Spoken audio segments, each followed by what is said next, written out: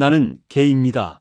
예수님을 감동시켜 기적을 이끌어낸 여인의 비밀. 내 신앙의 품질 보증서는 누가 발행하는 것일까요? 예수의 제자 채널입니다. 하나님의 은혜를 사모하는 여러분 사랑하고 축복합니다.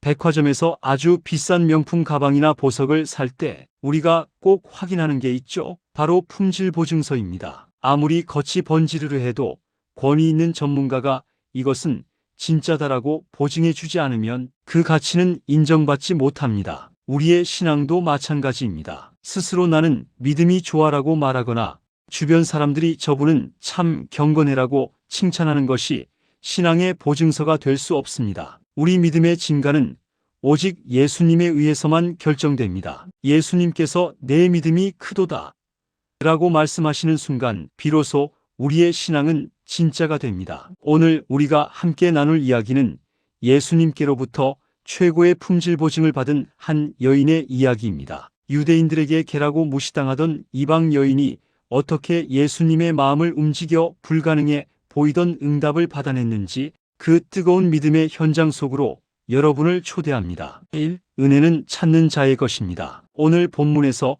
예수님은 평소 사역하시던 갈릴리를 떠나 아주 낯선 곳으로 향하십니다. 바로 두로 지방입니다. 두로는 어떤 곳일까요? 2026년 오늘날로 치면 아주 화려하고 번화한 항구 도시와 같습니다. 무역이 발달해 경제적으로는 풍요로웠지만 영적으로는 온갖 우상 숭배와 세속 문화가 가득한 곳이었습니다. 유대인들은 이곳을 부정한 땅이라며 쳐다보지도 않았고 심지어 갈릴리 사람들도 이곳 사람들을 배척했습니다. 그런데 예수님께서 왜 이방인의 땅, 그 세속의 중심지로 가셨을까요? 성경은 예수님이 아무도 모르게 한 집에 들어가셨다고 기록합니다. 조용히 쉬러 가신 것 같지만 실상은 그곳에서 당신을 간절히 기다리는 한 영혼을 만나기 위해서였습니다. 천국은 침노하는 자의 것입니다. 두로 사람들은 하나님을 모르는 이방인이었지만 예수님의 소문을 듣고 그분을 열렬히 환영했습니다. 반면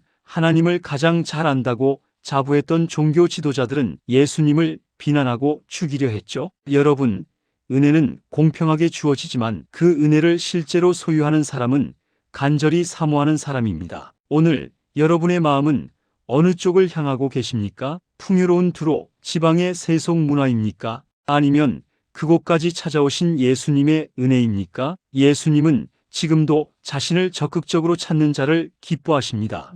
즉시 그리고 낮은 곳으로 이때 한 여인이 예수님을 찾아옵니다. 성경은 그녀를 헬라인이요 수로보니게 족속이라고 소개합니다. 한마디로 유대인과는 혈통도 종교도 문화도 전혀 섞일 수 없는 100% 이방 여인이었다는 뜻입니다. 그런 그녀에게는 말 못할 고통이 있었습니다. 금쪽 같은 어린 딸이 더러운 귀신에 들린 것입니다. 자식이 아프면 부모의 마음은 타들어갑니다. 그녀는 아마 자신이 믿던 신에게 빌어도 보고 용하다는 의사를 찾아 전 재산을 썼을지도 모릅니다. 하지만 결과는 절망뿐이었습니다. 그때 예수님의 소문이 들려왔습니다. 여인의 반응은 단호했습니다. 즉시 예수님께 달려갔습니다. 나중에 기회가 되면 가보지 뭐라고 미루지 않았습니다. 은혜의 기회가 왔을 때 단숨에 붙잡는 것, 이것이 기적을 경험하는 첫 번째 단계입니다. 그리고 그녀는 예수님 앞에 엎드렸습니다. 당시 수로보니게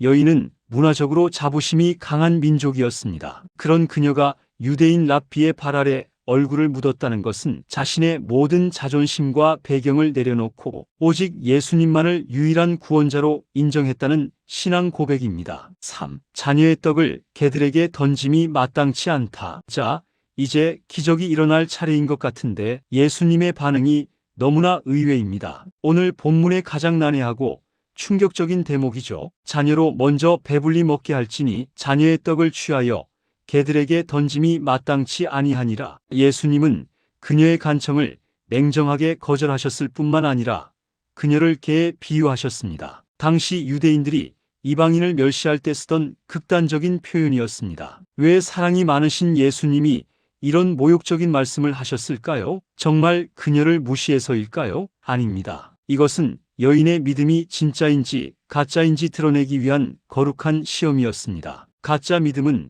내 기대와 다른 상황이 오거나 자존심이 상하면 금방 불평하고 떠나갑니다. 진짜 믿음은 주님이 나를 어떻게 취급하시든 주님은 옳으십니다라고 고백하며 끝까지 주님을 붙듭니다. 예수님은 이 여인 안에 숨겨진 보석 같은 믿음을 꺼내어 세상 모든 사람, 특히 겉만 번지르르한 종교인들에게 보여주고 싶으셨던 것입니다. 여러분의 삶에도 때때로 이해할 수 없는 거절과 침묵이 찾아옵니까? 그것은 여러분을 버리신 것이 아니라 여러분의 믿음을 정금처럼 만드시려는 하나님의 테스트임을 믿으시기 바랍니다. 4. 자존심을 이긴 부스러기 믿음. 예수님의 독설에 가까운 시험 앞에서 여인의 대답은 인류 역사상 가장 위대한 믿음의 답변 중 하나로 기록됩니다. 주여 올소이다마는 상 아래 개들도 아이들이 먹던 부스러기를 먹나이다. 이 대답 속에 담긴 영적 비밀을 보십시오. 주여 올소이다.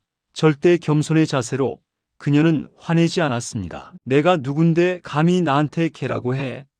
라고 대들지 않았습니다. 오히려 맞습니다. 주님, 저는 주님의 은혜를 받을 자격이 없는 개와 같은 죄인입니다. 라고 자신을 완전히 낮추었습니다. 부스러기라도 주소서. 절대 신뢰하며 여인은 믿었습니다. 예수님이라는 식탁에서 떨어지는 작은 부스러기 하나만으로도 내 딸의 귀신은 충분히 떠나갈 것이라는 압도적인 믿음이었습니다. 그녀에게는 거창한 기적도 필요 없었습니다. 오직 예수님의 긍휼 한 조각이면 충분했습니다. 신앙의 본질은 나의 행위가 아니라 하나님의 자비를 붙드는 것입니다. 우리는 가끔 내가 헌금도 많이 하고 봉사도 많이 했으니 주님이 응답해 주셔야 해라는 보상 심리로 기도합니다. 하지만 수로보니게 여인은 나는 자격 없지만 주님은 자비로우시니 부스러기라도 주십시오라고 매달렸습니다. 예수님은 바로 이 빈손든 믿음에 마음을 뺏기셨습니다.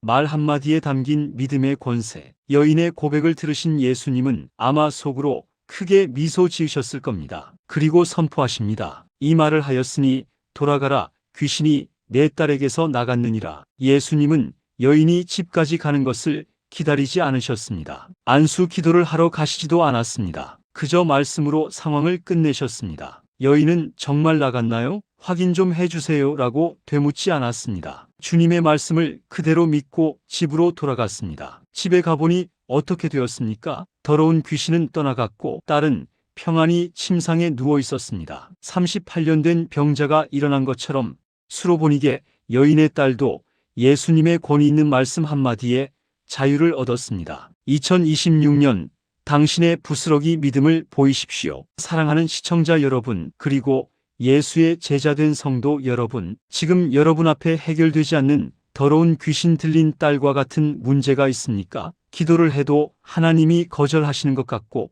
오히려 상황이 더 나빠져서 자존심이 바닥까지 떨어지셨습니까? 그때가 바로 기적의 문턱입니다. 수로보니게 여인처럼 고백하십시오. 주님, 저는 자격 없습니다. 하지만 주님은 선하십니다. 상 아래 떨어지는 부스러기 같은 은혜라도 좋으니 저를 불쌍히 여겨 주옵소서. 세상은 여러분을 배경으로 판단하고 능력으로 평가합니다. 하지만 우리 예수님은 오직 여러분의 믿음 하나만 보십니다. 2026년 이 한 해 어떤 시련 속에서도 주여 올소이다라고 고백하며 주님의 긍휼을 끝까지 붙드십시오. 예수님께서 반드시 여러분의 믿음을 보증해 주시고 내 믿음대로 될지어다라고 응답해 주실 것입니다. 포기하지 않는 믿음으로 승리하는 여러분이 되시기를 주님의 이름으로 간절히 축원합니다.